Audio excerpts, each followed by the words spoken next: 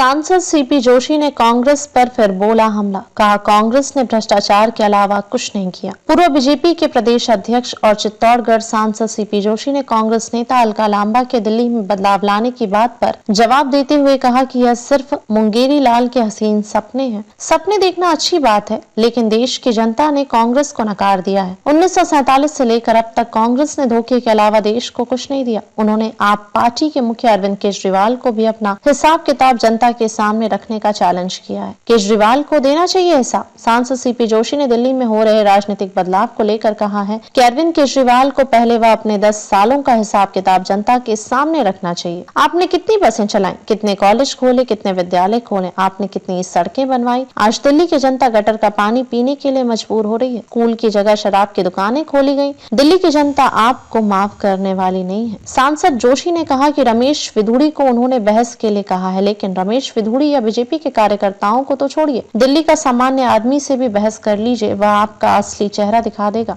इन 10 सालों में आपने सिर्फ दिल्ली की जनता को गुमराह करने का, नारे और वादे करने का काम किया। सिर्फ भ्रष्टाचार के अलावा जमीन पर कुछ नहीं हुआ। भ्रष्टाचार में कांग्रेस ने इतिहास रचा है। कांग्रेस नेता अलका लांबा के कांग्रेस द्वारा बदलाव लाने की बात पर सांसद जोशी ने कहा कि यह मुंगेरी लाल के हसीन सपने हैं। सपने देखना ठीक बात है, लेकिन कांग्रेस को देश की जनता ने नकार दिया है। कांग्रेस ने इस देश को 1947 से लेकर अब तक सिर्फ धोखे के अलावा कुछ नहीं दिया। देश के बंटवारे के बाद देश को धर्म और जाति के आधार पर बांटना, इस देश में विकास के वादे करके सिर्फ भ्रष्टाचार के कुछ नहीं किया। भ्रष्टाचार के तो नाम पर कांग्रेस ने ऐतिहासिक रच दिया है। उन्होंने दिल्ली में इतने सालों तक कुछ नहीं किया। दिल्ली की जनता को विश्वास है कि डबल इंजन की सरकार बनेगी, अर्थव्यवस्था भी अच्छी होगी, सड़कें भी अच्छी होंगी, यहाँ का मेट्रो से लेकर पीने के पानी की व्यवस्था भी अच्छी होगी, केंद्र सरकार के सभी योजनाओं की सुविधाएं मिलेंगी। दिल्ली की जनता की आशा और उम्मीदों के हिसाब से ही सारे काम होंगे।